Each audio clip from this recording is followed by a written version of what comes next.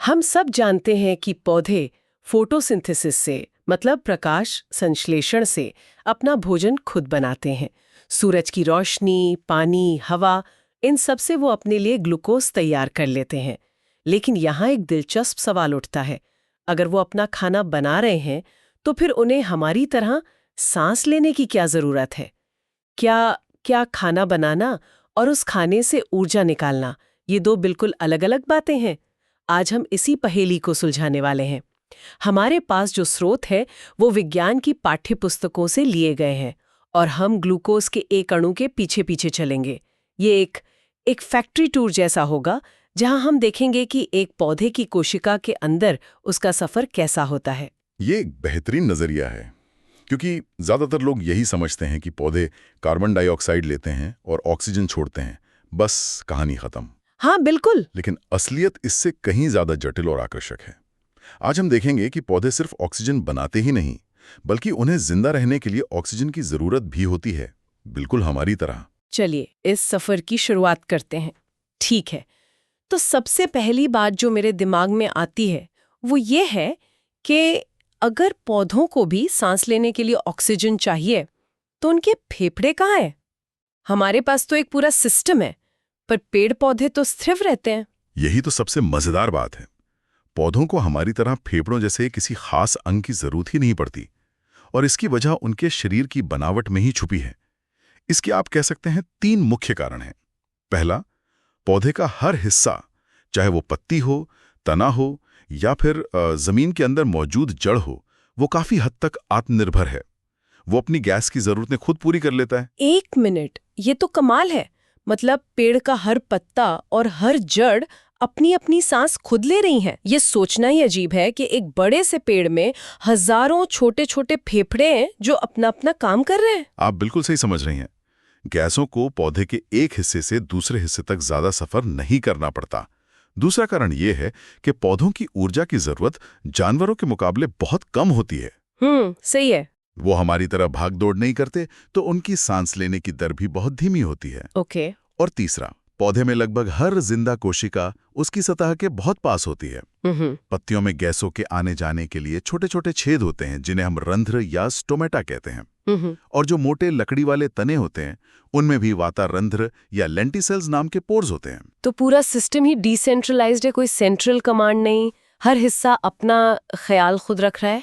चलिए अब उस फैक्ट्री के अंदर चलते हैं। हमारा ग्लूकोज का अणु तैयार है। अब ऊर्जा निकालने की प्रक्रिया शुरू कैसे होती है? पहला कदम क्या है? इस प्रक्रिया का जो पहला कदम है उसे कहते हैं ग्लाइकोलाइसिस। यह शब्द ग्रीक भाषा से आया है। ग्लाइकोस यानी शर्करा और लाइसिस यानी टूटना। अच्छा, शर्करा का टूटना। हाँ, तो इसका सीधा सा मतलब है शर्करा का टूटना। यह प्रक्रिया कोशिका के मुख्य हॉल यानी कोशिका द्रव्य या साइटोप्लाज्म में होती है। और इसकी सबसे खास बात यह है कि यह प्रक्रिया ऑक्सीजन के बिना भी काम करती है।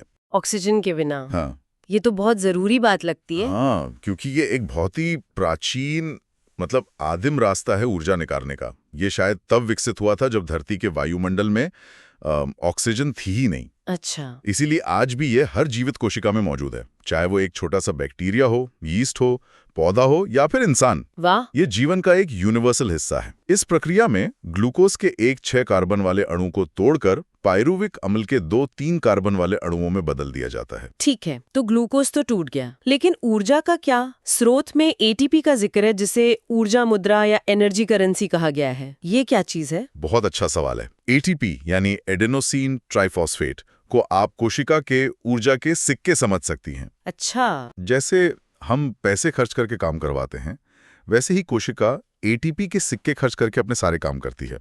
ग्लाइकोलाइसिस की प्रक्रिया थोड़ी अजीब है। इसे शुरू करने के लिए कोशिका को पहले खुद 2 एटीपी सिक्के खर्च करने पड़ते हैं, एक निवेश की तरह। अच्छा, तो पहले पैसे लगाओ फिर कमाओ वाला हिसाब है। बिल्कुल। लेकिन जब ग्लूकोज टूटता है तो अंत में 4 एटीपी सिक्के बनते हैं। ओके। तो 2 खर्च हुए, 4 बने, यानी 2 एटीपी सिक्कों का सीधा फायदा हुआ। इसके साथ साथ एक और जरूरी चीज बनती है, NADH। ये NADH क्या है? एक और नया खिलाड़ी आ गया। NADH को आप एक एनर्जी टैक्सी या रिचार्जेबल बैटरी की तरह समझ सकती हैं। ग्लाइकोलाइसिस के दौरान जो ऊर्जा निकलती है ये उसे पकड़ लेता है, यानी बैटरी चार्ज हो जाती है। बाद में ये टैक्सी इस ऊर्जा को कोशिका के दूसरे हिस्से में ले जाती है, जहां इसे कैश करा के और भी बहुत सारे एटीपी सिक्के बनाए जाते हैं। समझ गई। तो ग्लाइकोलाइसिस ने ग्लूकोज को तोड़कर पायरुविक अम्ल बना दिया। अब ये एक तरह का चौराहा लग रहा है। अब इस अणु के पास कहाँ-कहाँ जाने के रास्ते हैं? इसका भविष्य क्या है? आपने बिल्कुल सही शब्द इस्तेमाल किया, चौराहा। पायरुविक अम्ल का भविष्य पूरी तरह से एक ही चीज पर निर्भर करता है। क्या कोशिका में ऑक्सीजन मौजूद है या नहीं? यहीं से कहानी दो अलग-अलग दिशाओं में बढ़ जाती है। चलिए पहले उस रास्ते पर चलते हैं जहां ऑक्सीजन नहीं है। तब क्या होता है? जब ऑक्सीजन नहीं होती तो कोशिका एक प्लान बी या कह सकते हैं इमरजेंसी एग्जिट का इस्तेमाल करती है, जिसे हम किण्वन या फर्मेंटेशन कहते हैं। फर्मेंटेशन। हाँ, ये ऊर्जा निकालने का एक बहुत पुराना और उतना कुशल तरीका नहीं है। इसका मुख्य मकसद एटीपी बनाना नहीं, बल्कि उन एनएडीएच टैक्सियों को वापस खाली करना है ताकि ग्लाइकोलाइसिस की प्रक्रिया चलती रहे। इसके दो आम प्रकार हैं। पहला है अल्कोहलिक किण्वन, जो यीस्ट जैसी कोशिकाओं में होता है। इसमें पायरुविक अम्ल को इथेनॉल और कार्बन डाइऑक्साइड में बदल दिया जाता है। अच्छा। बेकिंग इंडस्ट्री में जो ब्रेड फूलती है वो इसी CO2 की वजह से होता है, और शराब उद्योग इसी इथेनॉल के लिए यीस्ट का इस्तेमाल करता है। किताब में एक बड़ी दिलचस्प बात लिखी थी कि जब अल्कोहल की मात्रा 13% से ज्यादा हो जाती है तो ये यीस्ट के लिए ही जहरीला बन जाता है। सही है। और उसे मार देता है। हाँ, हर जीव की अपनी एक सीमा होती है। किण्वन का दूसरा प्रकार है लैक्टिक अम्ल किण्वन। ये कुछ बैक्टीरिया में होता है और हमारी मांसपेशियों की कोशिकाओं में भी होता है। हमारी मांसपेशियों में? हाँ, जब हम बहुत तेज दौड़ते हैं या भारी कसरत करते हैं तो हमारी मांसपेशियों को पूरी ऑक्सीजन नहीं मिल पाती। तब वे ऊर्जा के लिए इसी रास्ते का इस्तेमाल करती हैं और पायरुविक अम्ल को लैक्टिक अम्ल में बदल देती हैं। ओह, तो कसरत के बाद जो मांसपेशियों में दर्द और थकान होती है वो इसी लैक्टिक अम्ल के जमा होने की वजह से होती है। तो अगली बार जब जिम के बाद दर्द होगा तो याद आएगा कि हमारी मांसपेशियां ऑक्सीजन की कमी में प्लान बी पर चल रही थीं। लेकिन इस रास्ते से ऊर्जा कितनी मिलती है? बहुत ही कम। ग्लूकोज की कुल ऊर्जा का 7% से भी कम। सिर्फ 7% से कम? हाँ, ज्यादातर ऊर्जा इथेनॉल या लैक्टिक अम्ल के रासायनिक बॉन्ड्स में ही फंसी रह जाती है। ये एक अधूरा ऑक्सीकरण है। ये बस जिंदा रहने के लिए काफी है, फलने फूलने के लिए नहीं। ठीक है, तो ये था बिना ऑक्सीजन वाला रास्ता। अब उस चौराहे पर वापस आते हैं और उस रास्ते पर चलते हैं जहां ऑक्सीजन मौजूद है। तब क्या होता है? जब ऑक्सीजन मौजूद होती है तब असली खेल शुरू होता है। तब होता है ऑक्सीश्वसन, यानी एरोबिक रेस्पिरेशन। ये ऊर्जा निकालने का सुपर एफिशिएंट तरीका है। इसके लिए पायरुविक अम्ल और वो एनएडीएच टैक्सियां कोशिका द्रव्य से निकलकर कोशिका के पावर हाउस में प्रवेश करती हैं। माइटोकॉन्ड्रिया में? हाँ, जिसे हम माइटोकॉन्ड्रिया कहते हैं। ये नाम तो स्कूल से ही याद है। तो ये ऊर्जा बनाने की असली फैक्ट्री है। बिल्कुल। लेकिन माइटोकॉन्ड्रिया के अंदर घुसने से पहले पायरुविक अम्ल को एक गेट पास की जरूरत होती है। एक छोटी सी रासायनिक प्रक्रिया में इसे एसिटाइल कोए नाम के एक अणु में बदल दिया जाता है। Acetyl CoA? जी, ये एसिटाइल कोए ही वो वीआईपी पास है जिससे उसे मुख्य इवेंट में एंट्री मिलती है। और ये मुख्य इवेंट क्या है? ये मुख्य इवेंट है एक चक्रीय पथ, जिसे क्रेब्स चक्र कहते हैं। क्रेब्स चक्र? इसका नाम इसकी खोजकर्ता वैज्ञानिक हैंस क्रेब के नाम पर रखा गया है। आप इसे एक ऊर्जा बनाने वाले गोल चक्कर या एनर्जी व्हील की तरह सोच सकती हैं। एसिटाइल को ए इस चक्र में प्रवेश करता है और फिर ये पहिया घूमना शुरू होता है। ओके। हर चक्कर में एसिटाइल को ए को पूरी तरह से तोड़कर कार्बन डाइऑक्साइड में बदल दिया जाता है। तो इस पहिए के घूमने से मिलता क्या है? क्या यहाँ बहुत सारे एटीपी सिक्के बनते हैं? हैरानी की बात है, नहीं। क्रेब्स चक्र का मुख्य काम सीधे एटीपी बनाना नहीं है। अच्छा। हर चक्कर में सिर्फ एक एटीपी सिक्का बनता है। इसका असली काम है ढेर सारी ऊर्जा से भरी हुई एनएडीएच टैक्सियों, और एक और तरह की टैक्सी है FADH2, उनको लोड करना।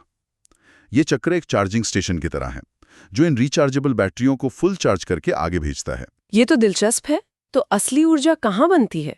अगर क्रेब्स चक्र सिर्फ टैक्सियों लोड कर रहा है तो ये टैक्सियां जहां कहाँ रही हैं? ये सारी चार्ज की हुई टैक्सियां, मतलब NADH और FADH2, माइटोकॉन्ड्रिया के अंदर ही एक अंतिम पड़ाव पर जाती हैं, जिसे इलेक्ट्रॉन परिवहन श्रृंखला या इलेक्ट्रॉन ट्रांसपोर्ट चेन कहते हैं। Okay, electron transport chain. हाँ, ये एक तरह की असेंबली लाइन है जहां इन टैक्सियों से ऊर्जा को निकाला जाता है और उस ऊर्जा का इस्तेमाल करके एटीपी बनाने वाली एक मशीन को चलाया जाता है। यहीं पर ऑक्सीजन का असली रोल आता है। अच्छा। ऑक्सीजन इस असेंबली लाइन के बिल्कुल अंत में खड़ी रहती है और सारी खर्च हुई ऊर्जा और इलेक्ट्रॉन्स को समेट लेती है, जिससे पानी बनता है। वाह, तो ऑक्सीजन के बिना ये पूरी असेंबली लाइन जाम हो जाएगी। बिल्कुल और इसीलिए फिर किन्वेन का रास्ता लेना पड़ता है। बिल्कुल, आपने एकदम सही पकड़ा। ऑक्सीजन के बिना ऊर्जा निकालने का ये पूरा शक्तिशाली सिस्टम ठप पड़ जाता है। और फर्क देखिए, जहां किण्वन से ग्लूकोज के एक अणु से सिर्फ 2 एटीपी सिक्के मिल रहे थे, हाँ, वहीं ऑक्सी श्वसन की इस पूरी प्रक्रिया से, यानी ग्लाइकोलाइसिस, क्रेब्स चक्र और अंत में इस असेंबली लाइन से कुल मिला के लगभग 36 से 38 एटीपी सिक्के बनते हैं। 2 के मुकाबले 38, ये तो जमीन आसमान का फर्क है। ये सिस्टम वाकई कितना ज्यादा कुशल है। ये पूरी कहानी, एक ग्लूकोज के अणु का ये सफर कितना शानदार है। और ये कहानी यहीं खत्म नहीं होती। ये सोचना वाकई काफी दिलचस्प है कि श्वसन की ये प्रक्रियाएं सिर्फ ऊर्जा उत्पादन तक ही सीमित नहीं हैं। ये एक तरफा रास्ता नहीं है। किताब में ये भी संकेत दिया गया है कि क्रेब्स चक्र जैसी प्रक्रियाओं में बनने वाले कुछ अणु, जिन्हें हम इंटरमीडिएट कहते हैं, वो इस रास्ते से बाहर भी निकल सकते हैं। मतलब वो बाहर निकलकर क्या करते हैं? वो कोशिका में दूसरे जरूरी अणु बनाने के लिए कच्चे माल या पूर्वगामी, मतलब प्रीकर्सर के रूप में काम आते हैं। अच्छा। मान लीजिए कोशिका को कोई खास अमीनो एसिड या फैटी एसिड बनाना है, तो उसे शुरू से मेहनत करने की जरूरत नहीं है। वो क्रेब्स चक्र के रास्ते से एक मिलता जुलता अणु उठाकर उसमें थोड़े बदलाव करके अपनी जरूरत की चीज बना सकती है। ये तो अविश्वसनीय है। मतलब जो फैक्ट्री ऊर्जा बनाने का काम कर रही है, वही फैक्ट्री जरूरत पड़ने पर दूसरे प्रोडक्ट्स बनाने के लिए स्पेयर पार्ट्स भी सप्लाई कर रही है। प्रकृति में कुछ भी व्यर्थ नहीं जाता। बिल्कुल, ये हमें जीवन के रासायनिक प्रक्रियाओं की अद्भुत दक्षता और उनके आपसी जुड़ाव के बारे में सोचने पर मजबूर करता है। एक ही रास्ता जो कोशिका को चलाने के लिए ऊर्जा दे रहा है, वही उसे बढ़ने और मरम्मत करने के लिए कच्चा माल भी मुहैया करा रहा है। ये प्रकृति के डिजाइन की एक बेहतरीन मिसाल है। ये दिखाता है कि जीवन कोई सीधी रेखा में नहीं चलता, बल्कि ये एक जटिल, आपस में गुथा हुआ नेटवर्क है, जहां हर प्रक्रिया के कई उद्देश्य होते हैं। तो ये सिर्फ ऊर्जा की कहानी नहीं है, ये निर्माण और प्रबंधन की भी कहानी है। और ये हमें सोचने के लिए एक नया सवाल देता है। क्या हमारे द्वारा बनाई गई कोई भी फैक्ट्री प्रकृति के इस कोशिका रूपी फैक्ट्री जितनी कुशल हो सकती है, जहां ऊर्जा उत्पादन और विनिर्माण एक ही साथ एक ही असेंबली लाइन पर हो रहा हो? शायद नहीं। ये वाकई कमाल है। ठीक है, तो कहानी शुरू होती है ग्लूकोज के टूटने के बाद बने पायरुविक अम्ल से।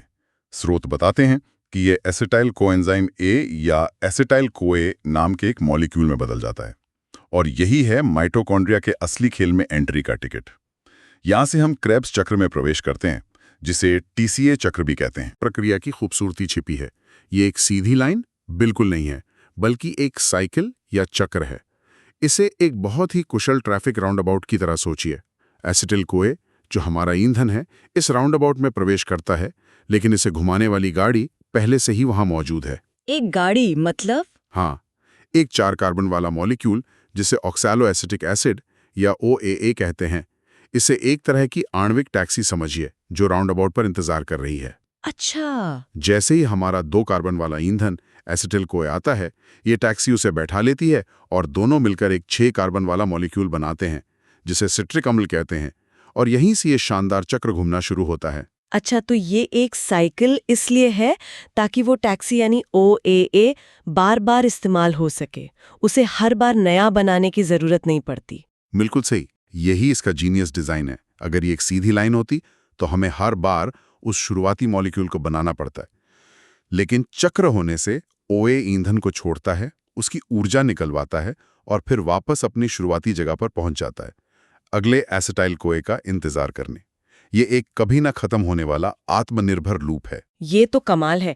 तो इस राउंडअबाउट के चक्कर में होता क्या है? ऊर्जा कहाँ निकलती है? स्रोत बताते हैं कि कार्बन डाइऑक्साइड मतलब CO2 बाहर निकलती है, जो हम सांस छोड़ते समय बाहर निकालते हैं। हाँ, उस 6 कार्बन वाले मॉलिक्यूल को वापस 4 कार्बन वाली टैक्सी में बदलने के लिए 2 कार्बन को बाहर निकालना पड़ता है। ये कार्बन डाइऑक्साइड के रूप में निकलते हैं। लेकिन सबसे ज़रूरी काम जो इस चक्र में होता है वो है ऊर्जा को पकड़ना। पर यहाँ एक ट्विस्ट है। ये चक्र सीधे सीधे बहुत सारी एटीपी यानी इस्तेमाल होने वाली ऊर्जा नहीं बनाता। तो फिर क्या बनाता है? FAD+ को चार्ज करने के लिए किया जाता है। अच्छा। चार्ज होने के बाद ये NADH और FADH2 बन जाते हैं।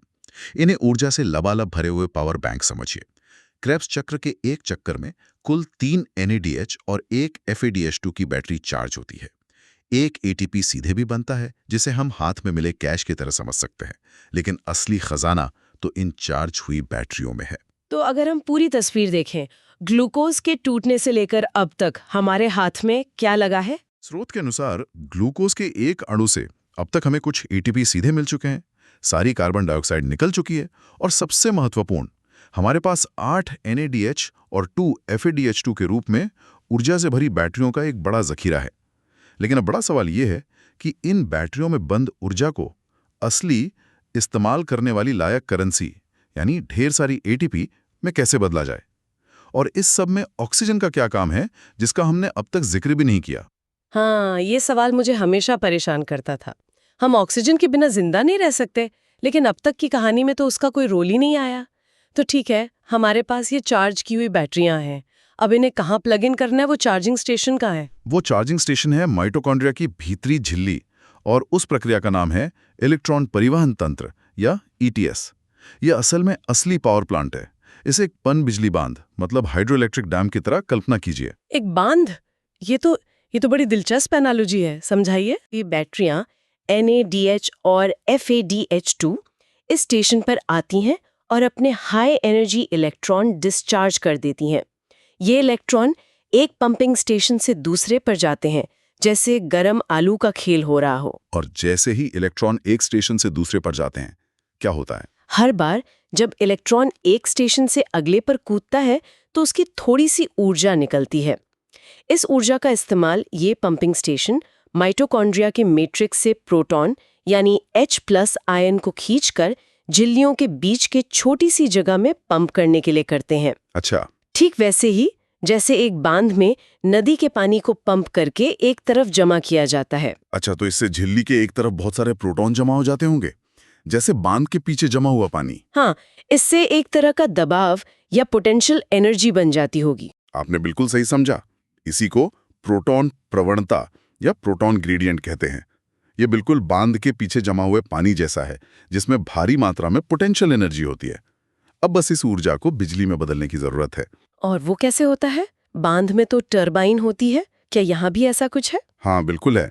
झिल्ली में एक आखिरी और चमत्कारी प्रोटीन कॉम्प्लेक्स है, जिसे ATP सिंथेज कहते हैं। ये सचमुच एक आणविक टरबाइन है। जब जमा हुए प्रोटॉन इस टरबाइन के रास्ते से वापस मैट्रिक्स में आते हैं, तो ये टरबाइन तेजी से घूमती है। अच्छा। और इसके घूमने से जो ऊर्जा पैदा होती है, उसका इस्तेमाल ADP और फॉस्फेट को जोड़कर ATP बनाने में होता है। यहां बनती है असली ऊर्जा, एक एक करके नहीं बल्कि थोक में।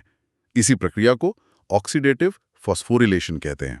वाह, ये तो सच में एक पावर प्लांट जैसा ही है। लेकिन ऑक्सीजन की भूमिका कहाँ है इसमें? ऑक्सीजन इस पूरी कहानी का हीरो है, जो अंत में आता है। सोचिए, अगर बांध के दूसरी तरफ पानी निकलने की कोई जगह ना हो तो टरबाइन कैसे घूमेगी? पानी का बहाव रुक जाएगा। बिल्कुल। इलेक्ट्रॉन जो एक स्टेशन से दूसरे पर जा रहे हैं, उन्हें अंत में कहीं तो जाना होगा, वरना पूरी चेन जाम हो जाएगी। ऑक्सीजन वही अंतिम मंजिल है। वो इन थके हुए इलेक्ट्रॉनों और कुछ प्रोटॉनों को पकड़कर पानी मतलब H2O बना लेता है। ऑक्सीजन की यही खींचने की ताकत पूरी इलेक्ट्रॉन परिवहन श्रृंखला को चलाती रहती है। बिना ऑक्सीजन के ये पूरी फैक्ट्री सेकंडों में बंद हो जाएगी। तो मतलब एक NADH बैटरी से कितनी ATP बिजली बनती है और FADH2 से? स्रोत बताते हैं कि औसतन एक NADH मॉलिक्यूल के इलेक्ट्रॉन इतनी ऊर्जा देते हैं कि लगभग 3 ATP बन सकें और एक FADH2 से लगभग 2 ATP बनते हैं। अच्छा, FADH2 थोड़ी कम ऊर्जा इसलिए देता है क्योंकि वो अपनी इलेक्ट्रॉन यात्रा थोड़ा देर से शुरू करता है। संतुलन चार्ट की बात की गई है, जिसके अनुसार ग्लूकोज के एक अणु से कुल 38 ATP बन सकते हैं। लेकिन साथ ही ये भी लिखा है कि ये एक सैद्धांतिक गणना है, असलियत में ऐसा नहीं होता। ऐसा क्यों? क्योंकि हमारा शरीर टेक्स्ट बुक की तरह काम नहीं करता। ये संतुलन चार्ट कुछ बातें मानकर चलता है, जैसे कि ये रास्ता एक सीधी एक तरफा सड़क है और इस रास्ते का कोई भी मॉलिक्यूल किसी और काम के लिए इस्तेमाल नहीं होता और हम सिर्फ ग्लूकोज ही जला रहे हैं। लेकिन असली कोशिका एक व्यस्त शहर की तरह है जहां ट्रैफिक कई दिशाओं में जाता है। इसका मतलब ये है कि श्वसन का ये रास्ता सिर्फ ऊर्जा बनाने के लिए नहीं है, ये एक मल्टीपर्पज हाईवे है। बिल्कुल। इसीलिए स्रोत इसे सिर्फ एक अपचयी मतलब कैटाबोलिक या तोड़ने वाली प्रक्रिया कहने के बजाय एम्फीबोलिक पथ कहना ज्यादा सही मानता है। एम्फीबोलिक एम्फीबोलिक का मतलब है जिसमें तोड़ना यानी अपचय और बनाना यानी उपचय दोनों शामिल हों। ये तो बहुत दिलचस्प है। मतलब ये रास्ता 2-वे ट्रैफिक वाला है। इसे एक बड़े शहर के सेंट्रल राउंड अबाउट की तरह सोचिए। स्रोत के चित्र को देखें तो ये साफ हो जाता है। जब हम वसा मतलब फैट खाते हैं तो वो टूटकर ग्लिसरॉल और फैटी एसिड में बदल जाती है। हाँ। फैटी एसिड सीधे एसिटाइल कोए बनकर इस क्रिप्स चक्र वाले राउंड अबाउट में घुस जाते हैं। जब हम प्रोटीन खाते हैं तो वे अमीनो एसिड में टूटते हैं और वो भी इस राउंड अबाउट में अलग अलग एंट्री पॉइंट से प्रवेश कर जाते हैं। अच्छा। तो ये सिर्फ ग्लूकोज के लिए नहीं है, अलग अलग तरह के ईंधन यहाँ आकर जल सकते हैं। ये हुआ अपचय यानी तोड़ना। और बनाना, उपचय वाला हिस्सा क्या है? मान लीजिए शरीर को फैटी एसिड बनाने की जरूरत है तो वो क्या करेगा? वो इसी श्वसन पथ के राउंड अबाउट से एसिटाइल कोए को बाहर निकाल लेगा और उसे फैटी एसिड बनाने के लिए भेज देगा। अरे वाह! इस तरह ये पथ जरूरत पड़ने पर ऊर्जा बनाने के बजाय शरीर के लिए जरूरी चीजें बनाने के लिए अपने मॉलिक्यूल उधार भी दे देता है। ये एक अविश्वसनीय रूप से लचीला और एकीकृत सिस्टम है। जब आप इसे इस तरह से समझाते हैं तो ये एक साधारण रासायनिक प्रक्रिया नहीं बल्कि एक बहुत ही बुद्धिमान प्रणाली लगती है। और ये हमें एक और अवधारणा पर लाता है। अगर शरीर अलग अलग ईंधन जला सकता है, कभी कार्बोहाइड्रेट कभी वसा, तो क्या हम किसी तरह पता लगा सकते हैं कि किसी भी समय कौन सा ईंधन इस्तेमाल हो रहा है? क्या इसका कोई संकेत है? हाँ, एक बहुत ही सरल लेकिन शानदार तरीका है जिसे श्वसन गुणांक या रेस्पिरेटरी कोशेंट मतलब आरक्यू कहते हैं। अच्छा। ये बस एक अनुपात है। ये बताता है कि श्वसन के दौरान हमने जितनी ऑक्सीजन इस्तेमाल की उसके बदले में कितनी कार्बन डाइऑक्साइड बाहर निकाली। अच्छा, तो RQ बराबर है CO2 का आयतन बटा O2 का आयतन। बिल्कुल। और ये अनुपात ईंधन के आधार पर बदलता है। हाँ बिल्कुल। स्रोत के अनुसार जब हम शुद्ध कार्बोहाइड्रेट जैसे ग्लूकोज जलाते हैं तो समीकरण संतुलित होता है। जितनी ऑक्सीजन अंदर जाती है मतलब 6 अणु, उतनी ही कार्बन डाइऑक्साइड 6 अणु बाहर आती है। तो RQ हुआ 6/6 यानी ठीक 1.0। ठीक है। लेकिन वसा मतलब फैट को जलाने के लिए बहुत ज्यादा ऑक्सीजन की जरूरत पड़ती है। स्रोत में ट्राइपामेटिन का उदाहरण है जहां 145 ऑक्सीजन अणु लगते हैं और सिर्फ 102 कार्बन डाइऑक्साइड अणु निकलते हैं। तो इसका RQ 1.0 से कम लगभग 0.7 होता है। और प्रोटीन के लिए? प्रोटीन के लिए ये लगभग 0.9 होता है। तो किसी व्यक्ति की सांस में CO2 और O2 को मापकर हम अंदाजा लगा सकते हैं कि उनका शरीर उस समय ऊर्जा के लिए क्या जला रहा है। सही पकड़ा। हालांकि असल जीवन में हम कभी भी सिर्फ एक ही चीज नहीं जलाते। हमारा शरीर हमेशा ईंधन का मिश्रण इस्तेमाल करता है। सही। इसलिए हमारा RQ आमतौर पर 0.7 और 1.0 के बीच में रहता है। ये एथलीटों और डॉक्टरों के लिए यह समझने का एक महत्वपूर्ण उपकरण है कि शरीर ऊर्जा का प्रबंधन कैसे कर रहा है। तो आज हमने जो समझा वो वाकई कमाल है। हमने देखा कि कैसे क्रेब्स चक्र एक शानदार रिसाइकलिंग राउंडअबाउट है जो सीधे ऊर्जा बनाने के बजाय ऊर्जा की बैटरियां चार्ज करता है। फिर हमने देखा कि कैसे इलेक्ट्रॉन परिवहन तंत्र एक पनबिजली बांध की तरह काम करता है, जहां ऑक्सीजन की मदद से उन बैटरियों की ऊर्जा को ATP के विशाल खजाने में बदला जाता है। और अंत में ये सब एक सीधा रास्ता नहीं बल्कि एक व्यस्त चौराहा है जो जरूरत के हिसाब से ईंधन जला भी सकता है और शरीर बना भी सकता है। बिल्कुल। और अंत में एक विचार छोड़ जाता हूं। स्रोत में कहा गया है कि यह प्रक्रिया लगभग 40% कुशल है, जो सराहनीय है। दक्षता का कोई विकासवादी लाभ हो सकता है। गर्म खून वाले जीव जैसे हम इंसानों के लिए शरीर का तापमान बनाए रखने में इस लगातार पैदा हो रही ऊष्मा की क्या भूमिका हो सकती है? शायद ये कोई खामी नहीं बल्कि एक फीचर है।